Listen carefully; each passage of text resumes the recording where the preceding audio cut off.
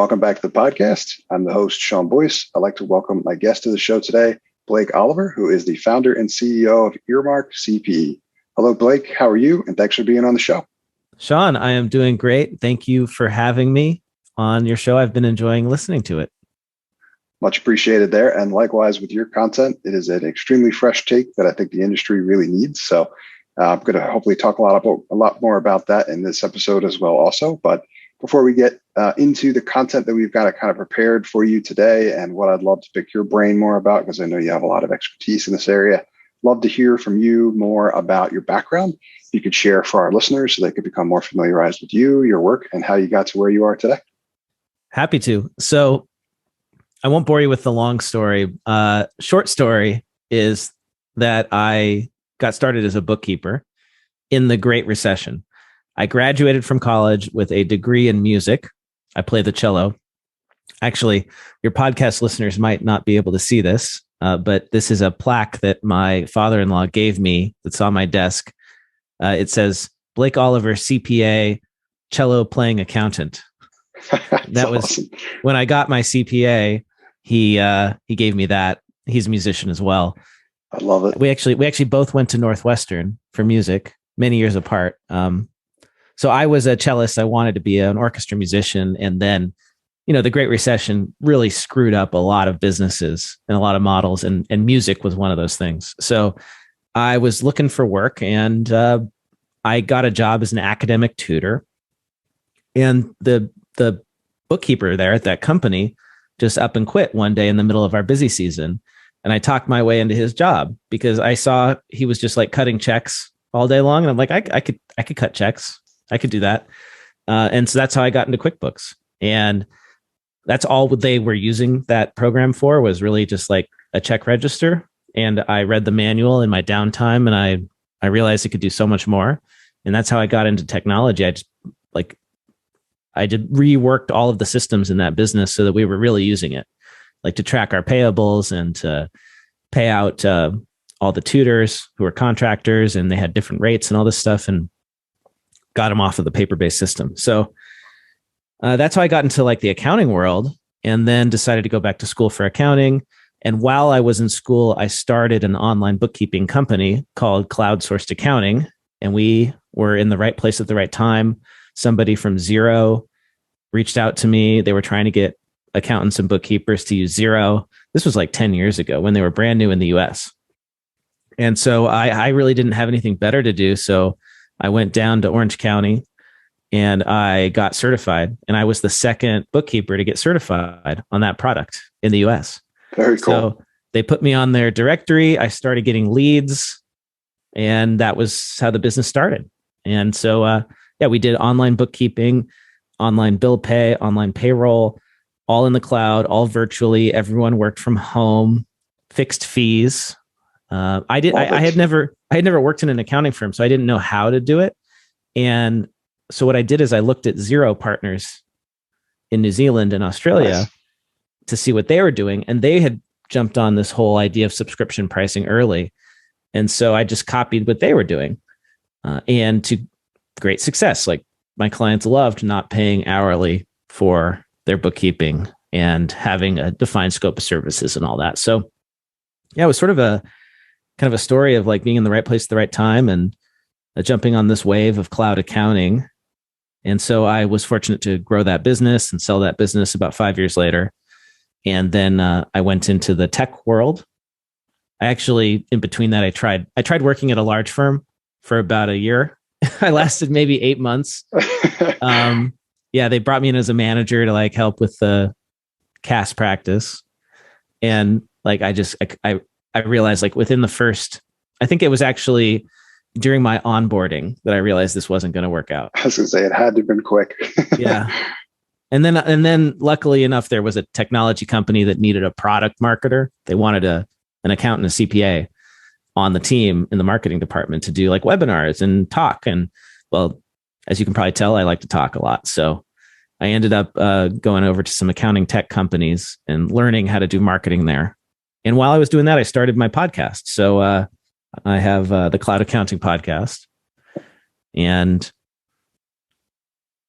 we've been doing that for about 4 years now. #1 accounting and bookkeeping I podcast. was just going to say, I can't say enough good things about your podcast. I listen to all the episodes. There's so much value there. And again, like the take is so fresh. I learn something new every time. I learn things about tech, which is like where I've spent my whole life. Well, thank you. That's how I know it's good content. So highly recommend. So I decided to eventually like leave and do that full time. We actually turned it into it's like a paying gig now. And then that's when I also started my company, Earmark CPE, which gives you CPE credit for listening to podcasts using an app on your phone. Earmarkcpe.com. And of course, that ties in with the podcasting. Our podcast is available for CPE. We're trying to get all the accounting and tax podcasts on there for CPE. So maybe this one someday. There you go. That's the idea. I'm working on it. You. Yeah. So love that idea as well. I don't know how short or brief that actually was, but that's about as short as I can get it without leaving out too much. It's a great background. I think you did a great job. And there's a lot of interesting elements in there as well, too. I love the tech on the earlier side in terms of getting kind of figuring out. And then when you built your own firm, which is part of kind of where I'd love to dive in deeper as well, too. Topics that we've talked about wanting to kind of dive in deeper with as well, too, in terms of like the subscription elements that basically the subscription economy and why they're so ideal for accounting firms. Your story is one that's inspirational. I'd say it's pretty progressive for the industry in terms of, you mentioned like 10 years or so ago when you were working on this stuff and connecting with Xero and then taking the lead from research you had done elsewhere. I would almost argue to say that the experience you didn't have in industry turned out to actually be an advantage, I would say, because you weren't looking through solving these problems with the lens of kind of like how we've always done things in terms of like a lot of what you hear, which really stifles innovation. And instead you kind of had blank slate. And then you found some of the best progressive, more modern examples. And it sounds like it worked out really well for you. So I'd love to hear you talk a little bit more about that journey and in particular, kind of the subscription element and its level of importance played in the success you had there. Yeah. So, I'd like to say that I just went from zero to subscriptions and had that moment of, genius, but it actually was a process for me. When I started out doing bookkeeping, going back to school, so I was doing night classes at UCLA, and then I was doing bookkeeping during the day and a little bit of tutoring as well. And I was billing hourly. So I started out, billing $20 an hour to do bookkeeping. And I would just gradually, I kind of raised the rate. I was tracking my time. It was when I discovered the cloud accounting apps, QuickBooks Online, Bill.com. This was a little bit before Xero. That's when I had the epiphany.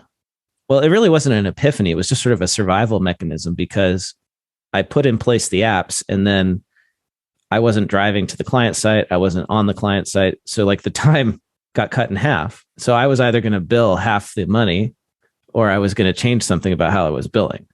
Right. And that's, to me, the fundamental problem in accounting with hourly billing is that you have every incentive to be as inefficient as possible up to the point that your client accepts it. Right. And you accept it. Like there's no motivation to get any better because you make less money. So for me, that was like I have to do it kind of thing. And not putting the technology in place just wasn't an option because I don't know. I think some people we can't stand inefficiency. We can't stand, right? Definitely. Yeah, you're raising your hand, right? Yeah. we can't stand that. And so for me, it wasn't a question of like, am I going to do it or not? I was going to do it. And then I was going to figure out how to make the billing work. So I started fixing the fees for my clients just based on what I've been doing already for them. Like whatever their fee was, I just fixed it. And then, meaning it was the same every month or every week. And then I put in place the technology to cut my time. And in some cases, it went from like 100% down to 20%. I had like an 80% reduction in the effort because amazing. I was keying in transactions from bank statements manually into a desktop product. And then you hook up the bank feed into an online product. And now that's all automated. When you create rules, like that really does cut the time down. So that for me was like why I did it. And I guess the reason that I had to, and like other firms, I don't know what it is about the culture, but I think maybe it's because there's more of a hierarchy where if you're a staff or a manager in a firm, your job is not to innovate. They might say it is, right? But your job is to bill time. Yep, billable hours, right? And that is one of the reasons why before I got into tech and after I sold my firm, I went to work for a top 20 firm because they were really impressed by what I had done. They wanted my skill as a manager. So they just brought me in, having never been in public accounting. They just brought me in at the manager level, which I thought was pretty cool. And I was basically like partner track, right? Yep. And the mentality there, just I got in and because I hadn't really like done my homework. Now I know much better. Like if I'm going to go join a company, I got to really like figure out the culture. I just really liked the guy who hired me. And then I get in and I meet all the people that are working there. And there is like zero interest in change. They were like maybe the partners and the managers would talk about, we need to innovate and change, but the staff, they didn't want to. And then I looked at how they were incentivized and I realized, oh, well, it doesn't make sense for them to want to change because if you're already billing all your hours, if anything changes, it just makes your life harder. Yep. And there's no benefit to you. Your hours might get cut. You might have to take on more clients. You might have to work and not bill time because technology is very inefficient when you first put it in place. Sometimes projects fail. And so there was like no risk taking. And I remember a moment where I demoed this collaboration app. I think it was called Quip. It might have been called Quip. It was one of these, now there's many of them, but it was like an online wiki. So we could document all of our processes and procedures for every client and then communicate about them, which we didn't have, that didn't exist. And to me, this was like going to change how we operate as a team because now all of our processes can be standardized in one place. And I showed this to everybody in like a big team meeting, and the silence afterward was like deafening to me. You could like hear crickets, and my stomach sank when that happened. It was like truly depressing. Yikes. Was it like a misunderstanding? Like, where do you think the disconnect was? I think it was that they had the systems, they liked the systems they had, and change was viewed as something annoying or it was, everybody was already working so hard too. Right. And now this wasn't the kind of firm where people are like dying at their desks, because I think most firms aren't, but everybody was really full, right? It's, and that's most firms, like people are busy. And so when everybody's at maximum capacity, it's really hard to get people on board with the idea of change. But also like most human beings are resistant to change. True. It's very natural element psychologically. And entrepreneur type people and firm owners forget this, that like most human beings just want a path laid out for them. They don't want to change. So unless you specifically incentivize them to change, like give them lots of money to do it, then they're not going to do it. And in public accounting, the hourly billing method and the rewards system based on that actually does the opposite. Because again, that's an excellent point.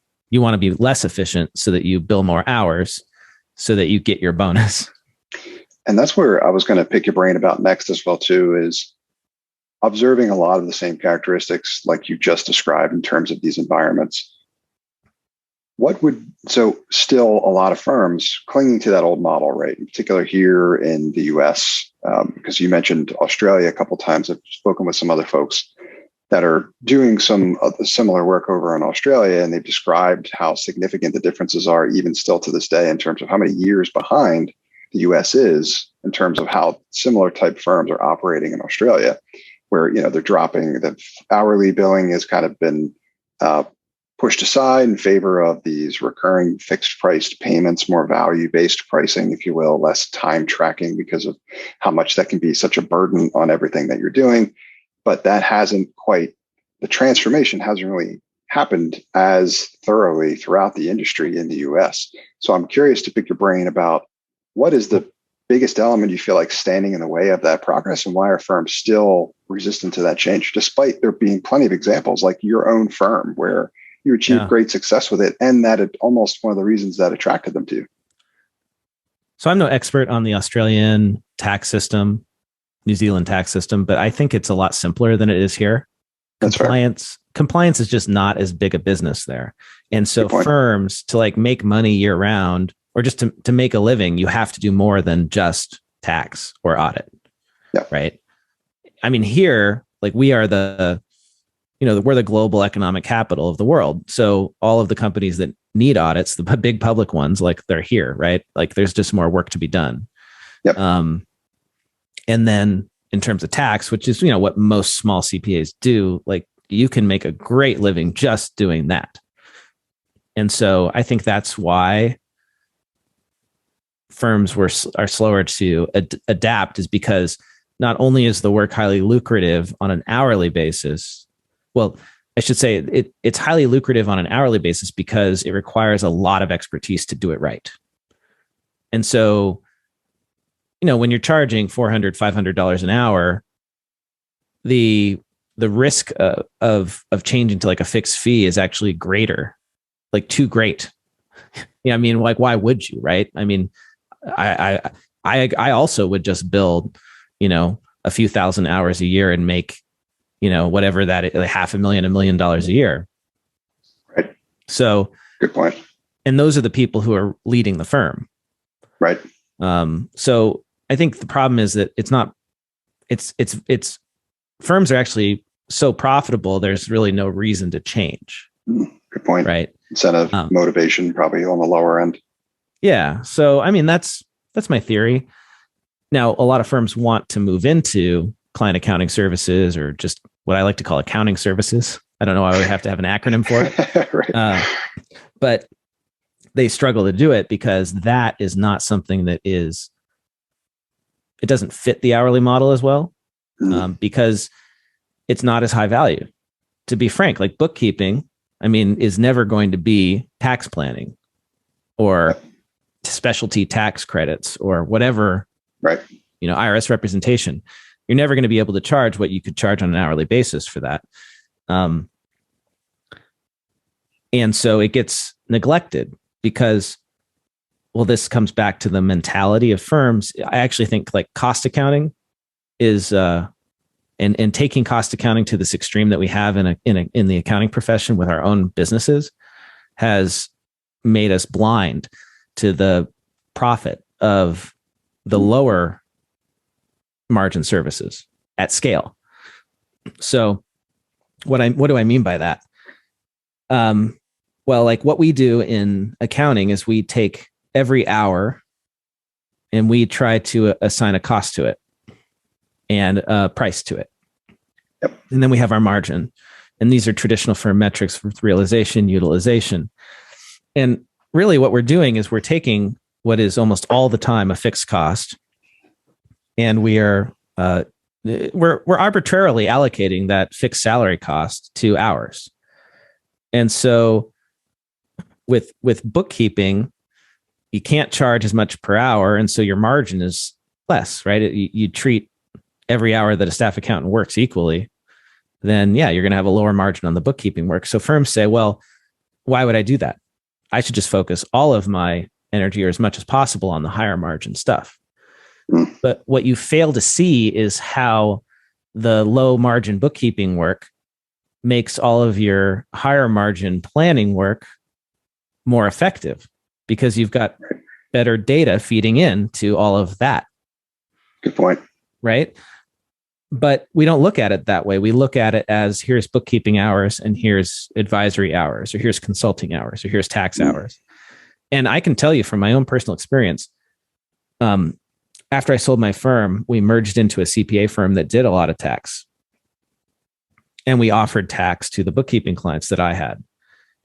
The tax work on those clients was insanely profitable, according to traditional firm metrics, because they already had all the data they needed that was clean to do the tax return. Good point. Right? Yeah, So, it's a helpful foundation. right. So you have to look at the whole client. You Sure. have to look at the whole firm in terms of profitability. We get way too in the weeds in accounting, trying to look at every hour and profitability by every staff person. And that's why I think bookkeeping has not gotten respect, because it was not viewed holistically as part of a whole set of services. When you go to the supermarket, this is the classic example of loss leaders. Right. At the supermarket, how much does the supermarket make on milk and eggs? Right. Nothing. They might even lose money on it. Yep. And they put it in the back of the store, and that's why you go. And then on your way to the back of the store, you walk through those aisles that have all the high margin products that they sell, and you buy those, right? And this exists in like every industry, but as in accounting, we have trouble with this concept of having a loss leader or like having, different hours with different values. And so to me, that's that psychology of like cost accounting, and trying to like find the profit in every hour is what causes most firms to like fail to see the opportunity.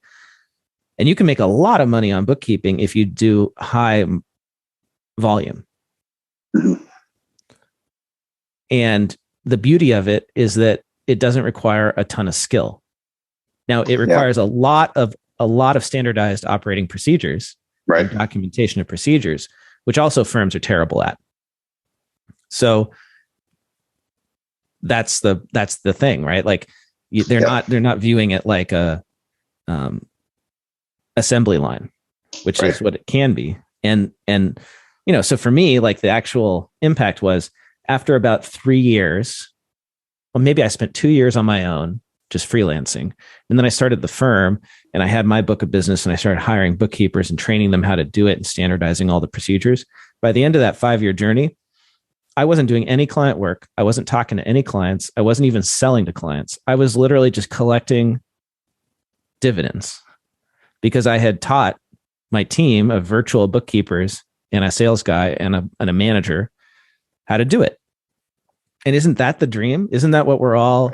Well, actually, it's not necessarily what we all want, but I think like that would be a nice part of your business to own, right? Like to have, if you own a CPA firm, to have this like department that just sort of like churns cash out. Right. System works, delivering value. Taking away the proceeds. And bookkeeping has that potential, whereas the limiting factor of like advisory and tax in a lot of cases is like you as the small firm owner are the only one who can do it. And you can't afford to hire somebody who can do it. So the only thing you can do is bring on additional partners, but that's not accretive to you. Right. So the only way that you can get leverage is by hiring people and training them to do the work that you're doing. And bookkeeping is great for that because it's not that complicated. I mean, maybe I'll upset people. I mean, I am a bookkeeper, right? Like, let's just be honest. I do my own. It doesn't have to be complicated. Right. You could certainly make it more complicated. And actually that's what a lot of firms do is they make it too complicated because again, they're billing hourly. And not using tech or doing stuff manually is like just self-fulfilling in that way, right? Super interesting. Do you feel like these other services offered at firms that aren't perhaps as standardized or consistent, right? Taxes an easy one to pick on because it's cyclical in nature. Do you feel like the other services offered by accounting firms can't fit well into that vision and that can't be achieved similar to what you built at your firm, where you had process, you had teams, folks were trained, procedures worked, right? And by the time you were done building it the way you wanted to build it, you had essentially you had delegated responsibility away from yourself and your team was running the whole company. Like, do you feel like there's any services that accounting firms are offering where they can't accomplish something very similar that way if they follow the similar path? I think you can do it in tax. 1040s are a great example. A lot of firms are saying, I don't want to do 1040s anymore. I don't want to do personal returns unless I'm also doing a business return.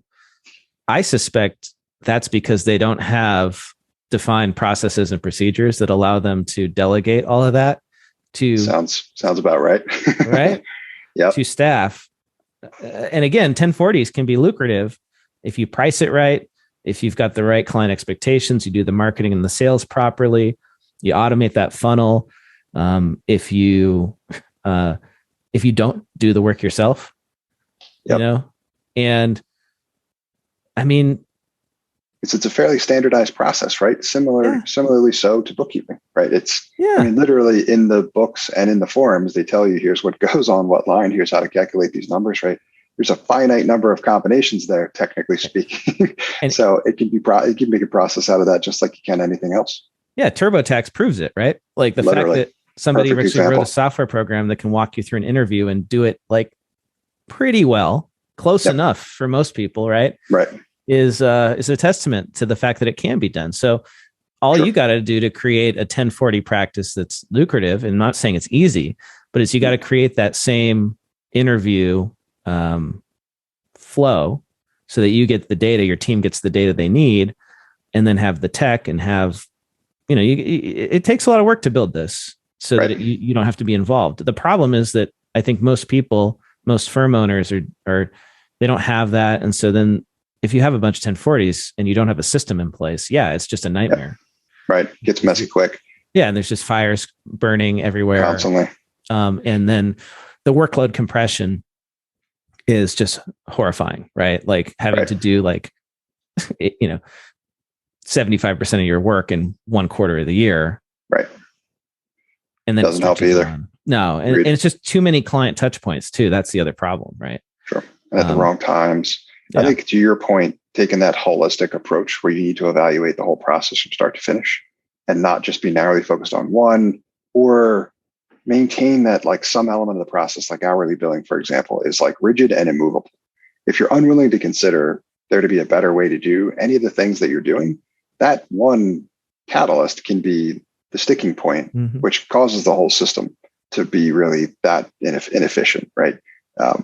Taking a page out of your book in terms of what you built the process, the logical and efficient way that you wanted it to work, right? But you didn't leave anything you didn't leave a stone unturned. You evaluated the whole process from start to finish and then built it in a logical format. I mean, I'd like to say that I evaluated it and then I built it. It was more like assembling building the boat while you're in the water. Like putting the parts together as you're flying the plane.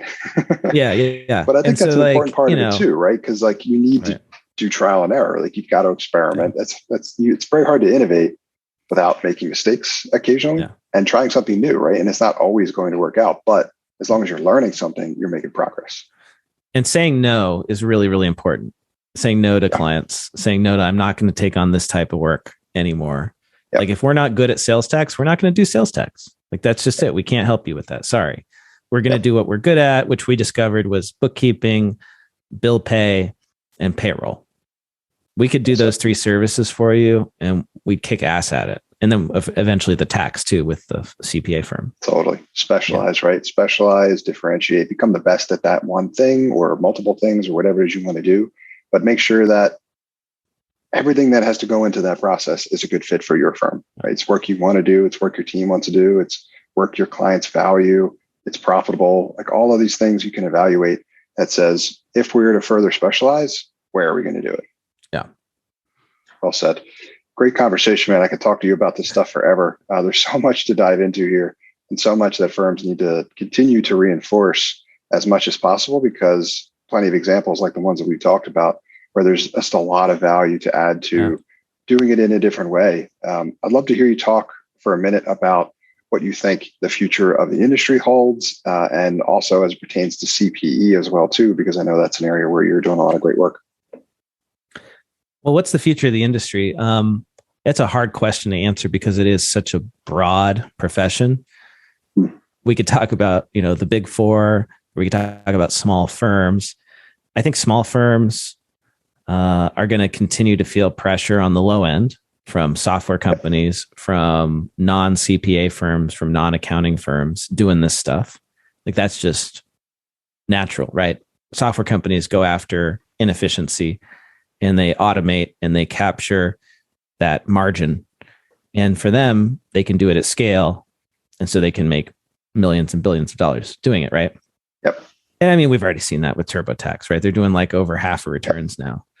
And so really like, I do think there is a sweet spot though, in between a TurboTax and or an H&R Block, right? All the retail tax preparers, Yep. and then the mid-range firms or Sure. the mid-size firms, because they're very expensive on an hourly basis, and they really don't want to deal with the small businesses. They want the medium businesses, right? Mhm. And so, as a small business owner, you're kind of in a tough place because you're either paying really way too much for this bigger firm to do your books and not really give you attention and do your return, or you're having to like DIY it, which just sucks, right? And so there's like hundreds of thousands of these customers out there, if not millions, and all they need is just they want the personal touch. And then so if you have the systems in your firm, like we were talking about, right, to automate like and deliver exactly what that type of client needs, you can capture them. And great examples of these are, niche firms that only serve a specific type of client. Yep. Brandon Hall, the real estate CPA, great example, Mm-hmm. right? I interviewed him on my show. He only deals with property owners. Awesome. And he has a whole 40-person firm, and that's all they do is property accounting. And they know all the tax stuff you need to know to get all your deductions, and they can do the studies that you need to do for the depreciation, right? I forget what that is, but that's a great example. And so those kind of firms are just going to grow like crazy. Another great example is your part-time controller on the larger end. They just hopped onto the top 100 firms list, and they are not a CPA firm. They only do controller level services for not-for-profits. And they've got like 400 employees, and it's a very, very, very focused model. It's funny actually, because they bill hourly. So, it's like, oh no, this really cool non-accounting firm that's doing controller services bills hourly. But then I talked to the founder, Eric Freint, and it turns out that they're really billing like day rates. So yeah, that makes sense. They focus on not-for-profits that are doing like, I don't know, a few million or tens of millions in donations. And then they'll give them like, you need a controller 1 day a week, 2 days a week, 3 days a week. Nice. Right? The people who don't need a full-time controller. And that person takes care of everything. And you can do that in not-for-profits because they don't tend to have a lot of volume. Right? Makes sense. You can just have one person who does it all soup to nuts, and they're ready for the audit. And it's a great example of like a focused firm, and they're number 100 on the list. It's crazy. Super cool. So it's those kind of like alternative models. You can be a CPA firm and do this. You can be not a CPA firm and you can do this. You can just do like one thing, like e-commerce accounting, or you can just do like R&D credits. You could just have a firm that's all you do, right? Sure.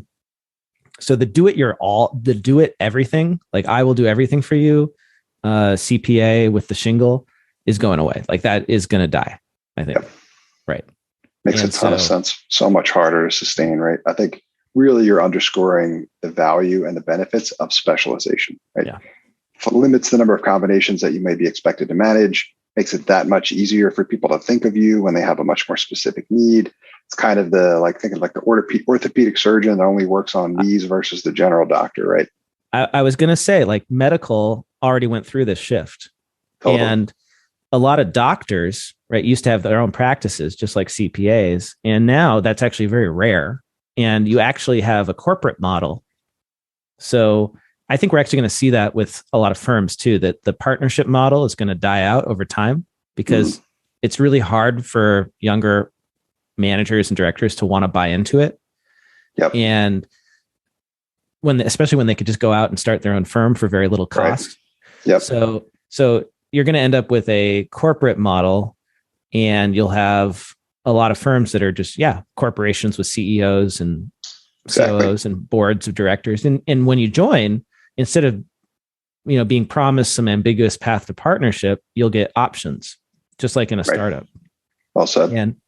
And those will vest over time. So maybe they vest over like 5 years, And that way the firm, they need your loyalty for some time, but they don't need you for 20 years, right? You Right. don't want to be locked in for 20 years. Also true. Or more. Yeah. Couple of very good points there. Yeah, that's super interesting. And I see it, some of it underway at the moment. And I think the industry is largely likely to benefit from it. So a lot of these forces pushing the industry in that direction.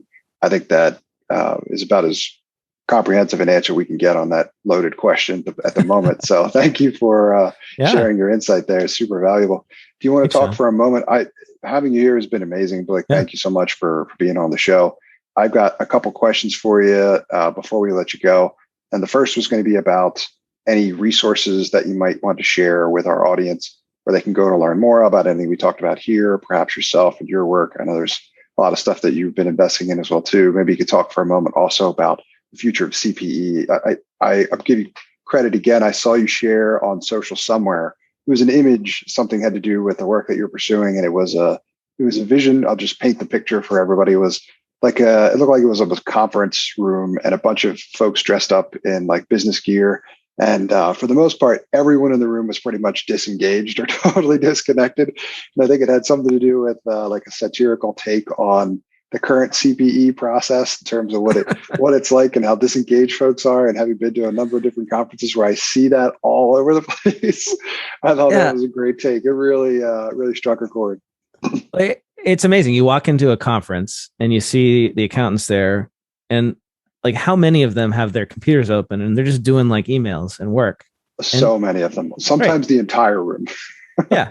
So I figured, okay, well, if that's what you're doing, you're really just there to like get your CPE out of the way. You're not really learning anything. You're just checking the box. And the conference is convenient because it gives you a nice place with good Wi-Fi where you can go work while you sit there. And I thought, maybe if we just made it more convenient, then people would actually learn. And so I also had like listeners of my show ask me, hey, how do I get CPE for listening? Sort of in a joking way, because they were saying, I learn a lot from this show. That's great. And so that's why I created Earmark, which lets you get CPE for listening to a podcast. So you can listen to the podcast wherever you want. You can listen to it on our app, or you can listen to it in Apple Podcasts. And then you go onto our app and you take the quiz. You certify that you listened, take the quiz, and you can email yourself the certificate. And that's easy. And the idea is if you do it once a week, then you're not having to go to this conference and cram it all in at the end of the year, or worse, do one of those like crappy, do one of those crappy, like all-in-one, CPE, get it all done like on your computer. Yep. Where it's like ancient material and not relevant to anything you do. And so that's my goal. My goal is to help raise the level of knowledge in the profession by making it really easy to learn with great podcasts and get the CPE so that you're checking the box too. And, just, we have to do something. So I'm just speaking as a CPA, right? The profession's way bigger than just CPAs, but speaking myself as a CPA who has a CPE requirement, we have to move forward or we are going to become irrelevant. Like most firms will not be CPA firms. Yep. Certainly trending that way. I mean, we're even seeing this. EY. Absolutely. The consulting partners are thinking about cutting off the audit firm. Right.